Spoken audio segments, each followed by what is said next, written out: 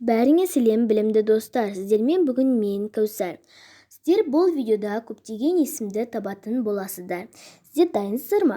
Видеоны бастамас бұрын арнаға жазылып, қасындағы қоңыраушаны басып, лайк және пікір қалдырып кетуді ұмытпаңыздар. Сұрақтар санын санап, және де оны пікірге жазыңыздар. Ендеше біз видеоны бастаймыз. Бұл қандай есім деп ойлайсыздар? Эмоджиға қарап, дұрыстап ойланып, бұл есімді табыңыздар. Міне, сіздерге уақыт беріліп жатыр. Міне, бұл Алмагүл есімі. Алмагүл есімі маған қатты ұнайды, себебі Алмагүл есімі бір-біріне ұйқасып, өте әдемі болған есім деп ойлаймын. Және басқаларға да ол атты қоюға кеңес беремін. Міне, келесі есім ол осындай өте ерекше есім. Себебі эмоджінің өзінде ерекше болып тұр. Міне, сіздерге көмектесу үшін тіпті әріптерінің өзін көрсетіп қойғанмын. Ол Асылжан есімі. Асылжан есімі үнемі балдарға қойылады, себебінде Асылжан болғандықтан өзінің мағынасына қарай қойылып жатыр. Сіздерге Асылжан есімі қанша пайыз ұнайды? Комментария жазыңыздар. Келесі есім бұл осындай есім. Бұл да балаларға арналған, яғни ұлдарға, жалпы еркектерге арналған есім деп ойлаймын. Яғни ол бәрібір қалай болса да солай қалады. Міне, бұл Досжан есімі. Сіздерге Досжан есімі қанша пайыз, яғни қанша процент ұнайды? Комментарияға, яғни пікірге мүлде қалдырмай жазып кетіңіздер. Оны мүлде ұмытпаңыздар, жарай ма? Енді келесі есім бұл осындай есім. Яғни былай қарап тұрсаңыздар, бірінші қосуының қасында осылай болып тұр. Міне, ол Гүлзат есімі. Келесісі ол бұл ұлдарға арналған есім. Және бұны көптеген ұлдар өзіне қойылып жатыр. Бұл Ербол есімі. Міне, келесі есімді қазір сәлден соң білетін боласыздар. Міне, эмоджи арқылы есімді табыңыздар. Міне, бұл осындай есім. Бұл қандай деп ойлайсыздар? Бұл қыздарға қойылатын есім. Және де екіншісінен бастап уже көріне бастайды.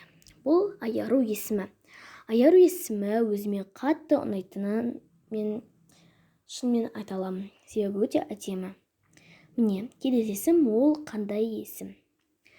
Пікірге жазып кетіңіздер, өздеріңіз ойланыңыздар. Эмоджи арқылы есімді табыңыздар. Бұл Айжан есімі. Былай қарап тұрсаңыздар, прям бәрі бір-біріне ұйқасып тұр. Міне, келесі есім бұл қандай есім деп ойлайсыздар? Айна, сосын бұл прям оп-оңай деген есімдердің бірі. Эмоджимен бұл Айнагүл есімі. Айнагүл есімі маған кез келген есім ұнай береді, бірақ әсіресе қыздардың есімі одан бетер ұнай береді десең. Келесі есім бұл осындай есім. Бұл да қыздарға қойылатын есімдердің бірі. Және бұл да маған ұнайды. Келесі есім бұл Жанат деген сөз. Енді келесі есімді мен жер алып кетсем, бұл келесі есім бұл ұлдарға қойылатын есім. Және де ұлдардың көбісі бұл есімді қояды. Ал енді бұл есімнің жауабы бұл Айсұлтан есімі. Айсұлтан есімі негізі көбісі қояды деген ойдамын. Себебі көбісінің аты Айсұлтан болып жүреді. Келесі есім бұл осындай есім. Былай қарап тұрсаңыздар, екеуін бірге өзінің аттарын қойсаңыздар, уже өзінің аты шығады. Бұл Айгүл есімі. Дәл келіп тұр, және ұйқасып тұр. Есімдердің көбісінің мағынасы бар, былай қарап тұрсақ. Міне, келесі есім бұл мен үшін ең оңай есім болып шықты мына жерде. Міне, тіпті өзінің 4 әріпті есім былай қарап тұрсақ. Бұл Арай есімі. Ең оңай болған есім сіздерге осы деп ойлаймын, дұрыс па? Міне, 4 әріпті есім. Келесі есім бұл осындай сәл қиындау. Былай қарап тұрсаңыздар, маған оңай, бірақ сіздерге білмейді қандай болады екен. Бұл ұлдың есімі, бұл Санжар есімі.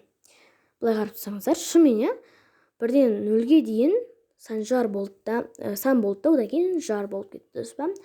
Міне, мынау прям оп-оңай деп ойлаймын, былай қарап тұрсаңыздар, 1 секундта тауып кететін есім, иә?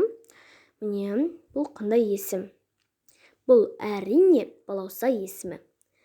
Балауса өте әдемі есім мен үшін, әрине. Бұл қандай есім? Бұл ең соңғы сұрақ, және де ең соңғы жауап десем де болады. Бұл қандай есім? Қанекей, айтып жіберіңіздер. Өздеріңіз айтып, және оны комментарияға жазыңыздар. Бұл әрине Шырай есімі. Осымен біздің бүгінгі видеомыз бітті, достар. Бәріңізге сау болыңыздар деп айтқым келеді. Сау болыңыздар.